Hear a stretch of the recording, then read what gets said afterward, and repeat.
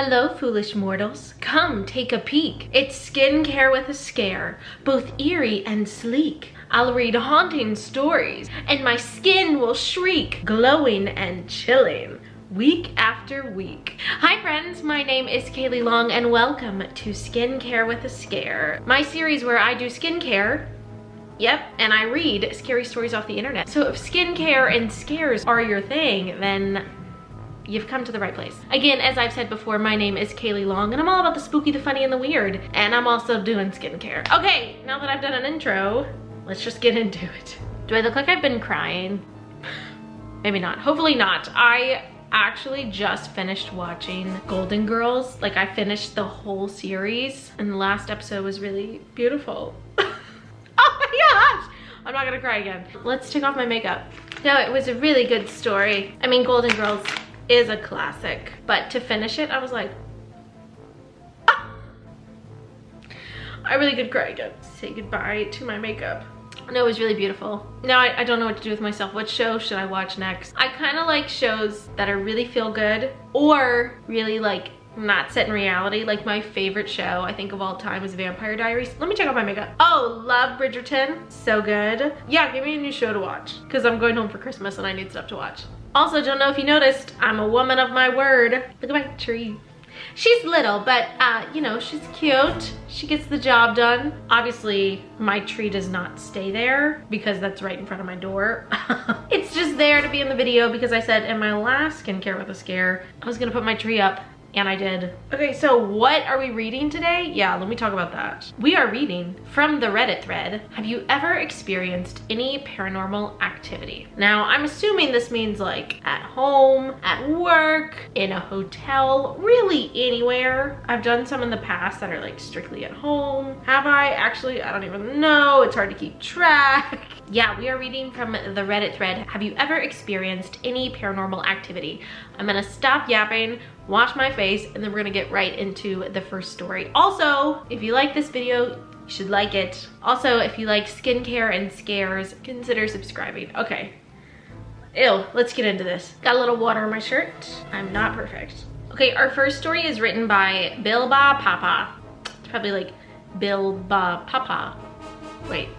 That's exactly what I said. Okay, whatever. My daughter called me from the future. I have a 3-year-old daughter now. About 3.5 years ago, when my wife was pregnant with her, I got a phone call from an unknown number. When I picked up, it was a little girl who called me daddy. And I told her, sorry, but you have the wrong number. And she answered, no, you're my daddy. I proceeded to tell her, no, I don't have a daughter. And the little girl said in the creepiest little kid voice I can remember, oh yes you do, daddy. And I was so freaked out and strung out on caffeine that I just hung up. My wife asked me what had happened, and I joked that our daughter had called me from the future. Sure enough, a few months later, when we did have a little girl, I was a daddy. Fast forward to yesterday. I was taking care of her and moving some boxes, and I heard her on the phone with Grandma. At first, I thought nothing of it.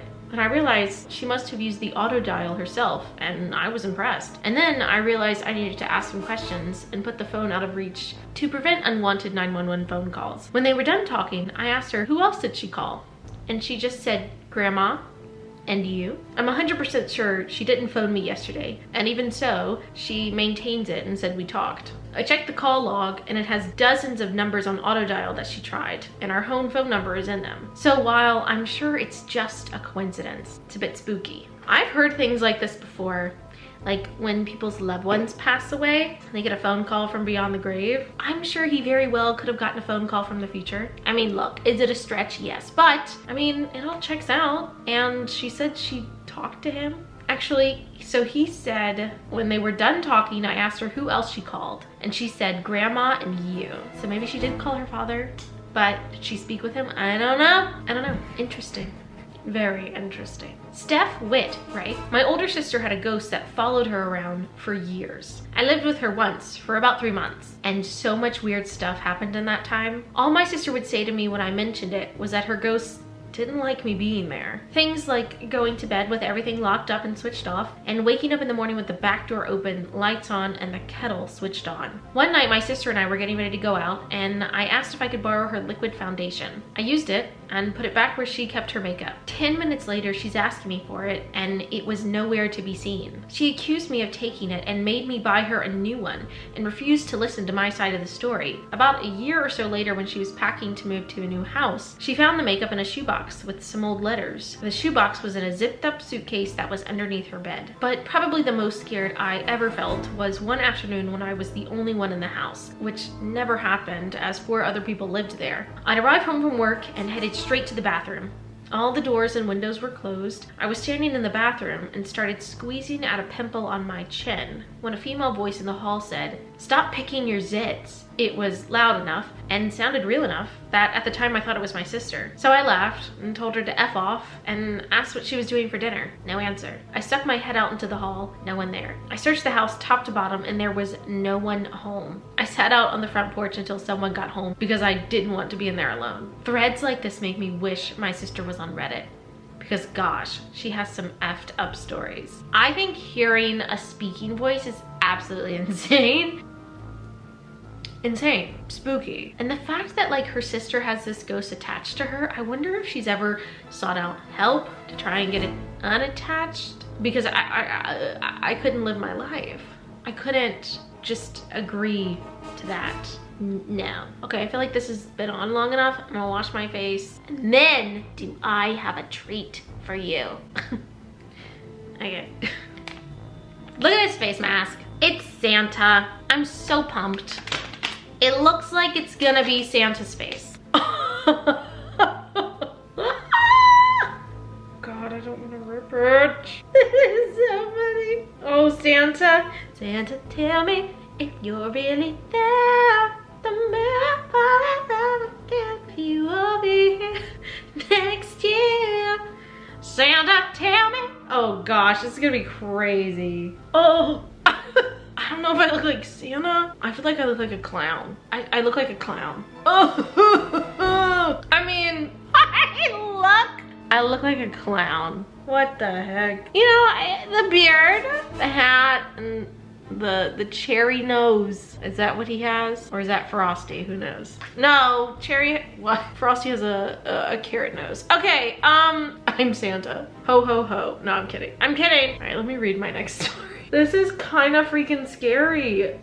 I'm sorry. I thought I was gonna be the spitting image of Saint Nick, but I look like his reject cousin, Saint Jimmy, I don't know. All right, our next story. Throwaway Paranormal 1 writes, this is a throwaway account for obvious reasons. When I was a child, I had an imaginary friend, yet he was extremely real to me. This went on for years and helped me with a lot of stuff in my life. I'd always hear I was mature for my age, and I attributed it to my imaginary friend who helped me understand things I really didn't. I wouldn't always see him most of the time. I'd just hear him. He had no name whatsoever. At least I never asked and he never told me. This could just be your regular imaginary friend from a creative mind situation. The paranormal part is he would tell me things I wouldn't ordinarily know. People would always call me lucky. Yet those small moments of fortune were results of me doing things he told me to do. And I knew, because of him, the exact outcome. He was a good guy, Greg. I felt I learned to be a good person because of it. When I was around 13 to 14 years old, I started hearing a second voice. I never saw it, and it would tell me to do things which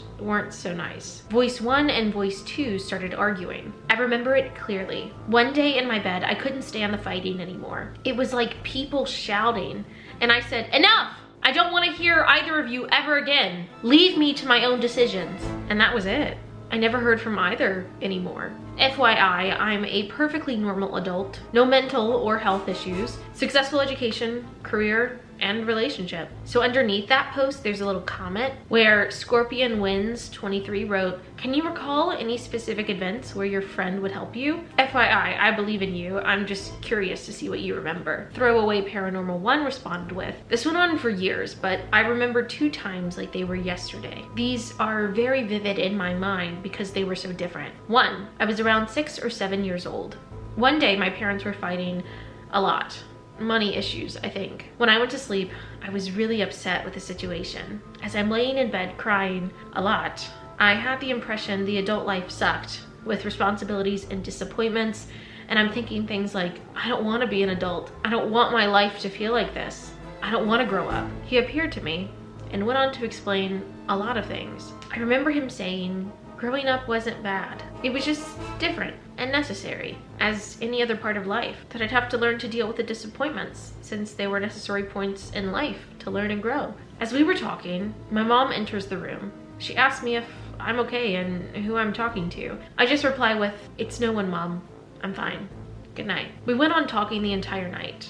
I remember falling asleep as the day dawned. That moment really helped me mature in life, and I take some of his advice to this very day, too. Again, really young, 6 years old, I think. I went to a fair with my dad, and there was one of these pick a number and win a prize games. I just heard my friend saying, pick 43. So I told my dad. He thought it was rubbish, but he did so anyways. And I won. I can't remember exactly what the prize was, but as soon as I got it, a little kid around my age was looking very sad. My friend just told me, now give it to that kid. I don't know what all that was about, but apparently I made another kid really happy that day. When we got home and I had some privacy, I asked him how he knew about the number and why I gave the prize to the kid. He just said, it was none of my business. Now this is very interesting. I'm wondering, like, was his imaginary friend a ghost? Was it like a family member? Like a family member who has passed on? Or maybe it's a guardian angel and he's watching out for him. But the reason I think it's a ghost is because he said, go away. I don't want to hear from you ever again. And if you've seen American Horror Stories, specifically Murder House, when humans tell ghosts to go away, they have to listen. Yes, they do. They have to listen. Like with Tate and Violet. I love that scene because it's so dramatic. Like she's like, go away, Tate. And he's like, you're all I want. You're all I have. Go away. Yeah, if you know, you know. Yeah, I think it was a ghost, and I think this kid could talk to ghosts, and that's what happened. Look at my water bottle. Isn't it great? Spirit Halloween. I know. So good. Zerbo writes, the ambulance company I used to work for had a haunted ambulance, Rig 12. A lot of EMTs had their own stories about it, mostly involving weird noises coming from the patient compartment or the electronics going haywire. But I never really put much stock into paranormal stuff. My personal experience was when my partner and I were in Rig 12 and posted in a rural community at 3 a.m. So it was pitch dark and dead quiet. We were both dozing in the cab. I was in the driver's seat and she was in the passenger seat. I woke up to a muffled voice and instantly thought it was my partner trying to talk to me. I told her I was trying to sleep and rolled over towards the window and closed my eyes again. Then I distinctly heard a male voice say, oh my God, am I dying? Followed by what sounded like heavy breathing for a couple of seconds. And then silence. My partner and I both sat up straight and looked back into the patient compartment, where it sounded like the sound came from. It was quiet for a couple of seconds. Then we heard the click of an oxygen bottle regulator and hissing. It sounded like it was leaking. I turned on the compartment lights and we both piled out of that rig. Initially, I thought a person may have climbed into the back while we were asleep and was messing with stuff. So we walked around to the back of the rig and opened up the back doors. No one was there. I checked both oxygen bottles.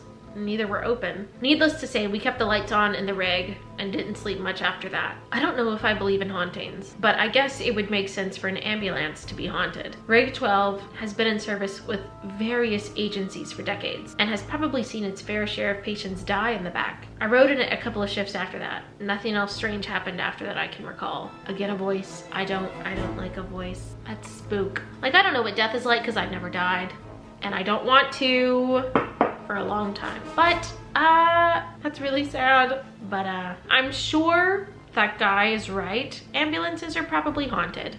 That makes sense, I think. Okay, I think I've had enough of the Santa mask. I'm gonna take it off. Where are you, Christmas? I guess in a way it looks like Santa. Just on my face it did not. Yeah, okay, bye Santa. Little side story. Kids shouldn't be watching this. But if they are, don't listen to this story. When I found out Santa wasn't real, I lost my mind. This girl at school was like, you know Santa's not real, right? I was like, you know if you don't believe, you don't receive. So That's on you actually, because I'm gonna get presents. I came home and I told my parents, I was like, this girl at school tried to tell me Santa wasn't real, but I shut it down because what if you don't believe, you don't receive, Christmas spirit, like there were movies on it. So I knew that magic was real and I knew that Santa was real. Anyways, my parents that night were like, Kayleigh, Santa's not real. And I was like stunned. And I was like, you guys, like he comes. I've seen the proof, the presents. Like I know this is real. And they were like, no, sweetheart, it's us. And I was like, you lied to me. And I was in my room. I didn't eat dinner that night. I didn't talk to them for a few days. I was hurt. And then when I did speak to them, I had done some math and I put it together and I was like, what about the tooth fairy? They were like, no. I was like, what about the Easter bunny? They were like, no. And it really hurt. It hurt because it was a lie. But as an adult, I'm like, I'm very grateful that I had parents who let me believe in magic. It's really sweet. But me in the 5th grade, when I found out, it was game on. Okay, it's my Santa spiel. Look at these. They're candy cane eye patches. Like, this is so cute. I'm interested to see how these will go on my face because of the curve. Whatever, we're just gonna put them on. I was kind of hoping they'd be minty, but yeah, okay. They're really cute. Should I like, no. I guess they go like this. Oh, so cold. I would assume they go like that, yeah? It's the candy cane. Oh, that one's a little too close. I laughed and it was like my eye was in there. Yeah, these are cool because they like wrap up the side. Maybe that's how normal eye patches are, but they're cute. Hold on, I gotta take a quick selfie. Wait, I love these. They're so cute. Okay, sweet. Yeah, I'm definitely more a fan of these than the Santa face mask. This is cute. This is the girl. This is what being a girl's about. Okay, back to our scary stories. Silas 13013 writes, I slept on the floor of my parents' bedroom until an absurd age because I thought my room was haunted. The event that finally broke me was one night I was sleeping on their floor because company protects you from ghosts, obviously. When I heard the noise of their bedroom door opening, I opened my eyes to see a dozen or so pair of feet entering the room silently, as not to wake anyone else up. I tried to sit up and see what was going on, only to find myself unable to move. I looked above me, and there was a figure, clad in a black suit, holding me down. That alone would have scared most people, but what paralyzed me with fear was his face, or rather a lack of a face. It was blank, as if someone had stole it. All that was left was a mouth, a ragged oval that sucked the air and stole my breath. I glanced down at the figures standing at my feet to see that they too had no faces. They knelt down and held me to the floor as one put on a pair of gloves. They were going to take my face. They had theirs stolen and wanted mine to replace it, so I would become one of them. I saw my mother's hand hanging over the bed, just out of reach. I tried to move, to wake her. Maybe if I got to her in time, she and my father could escape. They could take my sister and get out of here before the faceless men came for them too. But the men held me down, and as the glove man placed a knife to my temple, he made a small incision and slipped his finger inside, pulling at the skin and tearing my face away. I struggled to warn my mother, but I couldn't move. Couldn't breathe. Vision faded as my face was torn away. I awoke to find my parents standing over me, lights on, dog going bonkers, and my sister standing in the doorway. Apparently I had started shrieking in my sleep and they couldn't wake me before my heart finally gave out. My mother, who was trained in CPR, had to revive me as my heart had stopped beating out of sheer terror. After this incident, we went to the hospital where it was discovered that I suffer from pretty bad sleep paralysis. That, coupled with a birth defect that makes my heart weak, had nearly killed me. Don't believe what they tell you, kids. Your dreams can hurt you. Interesting. Spooky. Scary. I have had some dreams that feel so real in my body. For example, I had this dream that I went to White Lake, which is a place in North Carolina that my family and I would go to every year growing up, and I loved it. But in this dream, I was on my uncle's boat, and the boat flipped over, and we all fell into the water, and I could feel the water covering up my body. You know, when you submerge yourself in water, that feeling? That's what happened in my dream, and then it covered my face. and then I woke up. Yes. Yes, and then I had another dream, and then I'm gonna comment on this story. I had another dream where I was like looking through the cabinets in the house that I grew up in, like the bottom cabinets in the kitchen, and I saw a rat, and I started hitting it, and then I woke up and I was in that position hitting my pillow. Weird. Now I will say I've never had that dream. Don't want to. Knock on wood. And you know, maybe his subconscious was like creating a story and rationalizing things while his physical body was hurting and, you know, suffering from sleep paralysis. And he also says a birth defect that made his heart weak. Like it was just like a perfect storm, but his mind was like, ooh, this is scary. Your body's could die. So let me make a story. Maybe, I don't know. But that was spook. Okay. Another deleted writes, I don't really believe that it was paranormal, but the events were so extraordinary that I'm not 100% sure how to explain it otherwise. I was on a fly fishing trip with 2 of my cousins. We had gone out to a stream that was about a 5 to 10 mile hike from the road, so we were pretty much isolated from people and other fishers. I was still a pretty new fisher at the time, and I had never fished in this particular stream before. We were piggybacking sections of the stream, so we would each get to fish a portion and then skip ahead to the front of the group and fish a new portion. My cousins specifically told me to stay to the right of the stream when we hit the branch. I figured that meant it was overrun with logs or large rocks, and being the idiotic 15-year-old that I was, I decided that I'd just go down to it because it couldn't be that bad. And it's nice to have an entire section to yourself. I was surprised when I started going down it because it was really nice fishing. There weren't any logs blocking the river and the foliage wasn't very thick. I remember I started noticing things though,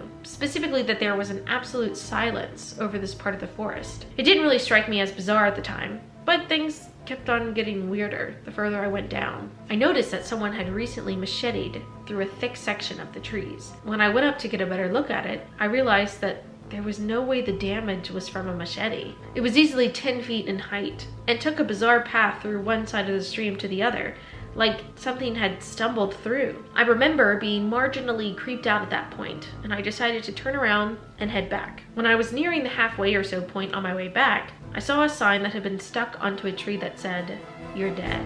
I started laughing at it because it was just so freaking ridiculous. And then 5 seconds later, something big started moving behind me. I didn't even bother turning around. I just hightailed it out of there and didn't stop running until I had found my cousins. We never talked about what happened to me because I was afraid of getting in trouble. But sometimes I feel like it might have been some sort of prank on their behalf. The only odd thing I thought is that they would have been like, haha, I got you at some point, but they never did. Realistically, it was probably some animal, and the sign had probably been there forever, but it still scared the absolute crap out of me at that time, and I would never go back to that stream again. Now, I've always heard some weird things about the woods, and I'm sure you have too, if you're like a spooky person like I am. Like the Appalachian woods, heard nothing but bad stuff about those. So I'm from Virginia, the East Coast, so like kind of near that. I don't know if the Appalachians run through VA, but I definitely know they run through neighboring states that are near me. And I've heard like, you don't go into the woods at night. If something calls out your name at night, no it didn't, don't answer. If you hear whistling in the woods, like don't respond, get inside, don't look outside the windows. Like there's so many rules about these mountains specifically. Point is, I don't know where this story takes place, but I don't doubt that maybe some spook was in the woods. Something bad, something not nice, especially if the woods gets quiet. Yeah, that's your telltale sign, I think. Also the fact that his cousins weren't like, gotcha, we got you. Because I think boy cousins, especially my boy cousins, would have been like, gotcha, you little scaredy, we got you. So that makes me think that that his cousins had nothing to do with it. And like his cousins also told him not to go down that path, and he went anyways thinking like, well, it's probably blocked by logs and there's no water down here, but it turned out to be really pretty. But maybe one of his cousins had a bad experience and maybe witnessed the same thing. So who knows? I don't know. Another story that I have, this is from, okay, so my sister's friend, not gonna say her name. She knew this girl, or either she knew this girl. So my sister's friend either knows this person or knows this person who knows this person. Got it? Great. So my sister's friend told me this story because she knew the girl, like, you get it. One of her friends went backpacking alone through the Appalachian Mountains. And she's a woman and brought a disposable camera with her just to take pictures of her trails. And as you know, with disposable cameras, you don't get to like look at the footage. You just take it, boom, it slides to another photo slot, and then there you go. And then you get it developed to look at the photos. So she had been backpacking for a while and was by herself. And she took the photos to a shop to get it developed, and she got them back, and she was looking through the photos, and someone had been following her and had taken pictures of her sleeping every night in her tent, because she went on this backpacking trip alone. And either some man, some woman, some person, some creature was in those woods following her and did some crazy shit of taking a picture of her while she slept at night. How bonkers. Crazy. I think there was a time in my life where I would maybe want to do that, but not anymore. No, I'm an inside girl. I'm an inside girl. Yeah, I'm an inside girl. Yeah, I'm an inside girl with locks on the doors. I'm an inside girl with locks on the doors. Yeah, I don't want to do that. Like a tent, like you zip it, but if I have a knife, I'm in. I'm not crazy. I wouldn't do that. But you know, you gotta think like the bad person, or you don't live, you know? Okay, I'm being dramatic. Yeah, the woods can be scary, is the point I'm making. And where I'm from, there was a lot of woods, and I would go out there and I could just feel energy. And I was like, I need to go back inside, because I'm an inside girl. I'm an inside girl, hey, hey. I like the inside with doors and locks. I'm an inside girl. Okay, I hope you like my rendition of my new song, Inside Girl. Thank you. I think we're gonna end on that story, on that song, on that note. If you enjoyed this video, please give it a big thumbs up, hit the subscribe button, and hit the bell to get notified anytime I post. And I will see you here next time. As always, stay spooky, my friends. Please let me know what you would like me to talk about next on Skincare with a Scare. Should I do like a deep dive on monsters? Should I do like a deep dive on a true crime case? You tell me. You tell me. I like to listen to you. My subscribers. I'm going to Disney tomorrow. Yes! I've never been to Disney while it's Christmas outside. While it's Christmas time. I always go at Halloween, so I'm excited to see the decorations. Thank you again for watching. I really appreciate you, and I'll see you next time. Bye! Because I'm an inside girl. Hey, I'm an okay.